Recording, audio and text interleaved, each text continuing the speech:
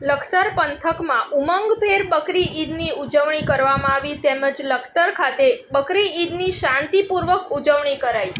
લખતર જુમ્મા મસ્જિદથી મોટી સંખ્યામાં મુસ્લિમ બિરાદરોએ જુલુસ કાઢી કબ્રસ્તાન ખાતે ઈદની ખાસ નમાજ અદા કરી એકબીજાને ઈદની મુબારકબાદી પાઠવી હતી। સુરેન્દ્રનગર જિલ્લામાં ત્યાગ અને બલિદાનના પર્વ બકરી ઈદની ભારે ઉમંગભેર ઉજવણી કરવામાં આવી હતી। સવારથી જ મસ્જિદોમાં નમાજ માટે અબાલ વૃદ્ધ ઉમટી પડ્યા હતા અને શ્રદ્ધાભેર ખુદાની બંદગી કરી દુઆ માંગી હતી। ત્યારે લખતર ખાતે પણ બકરી ઈદની શાંતિપૂર્વક રીતે ઉજવણી કરવામાં આવી હતી।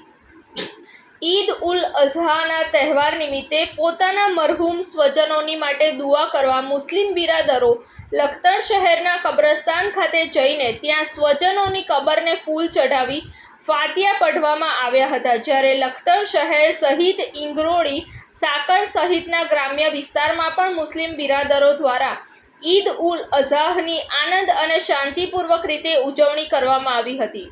રિપોર્ટ દીપકસિંહ વાઘેલા સાથે સંજીવ રાજપૂત, TV9 ગુજરાત, લખતર।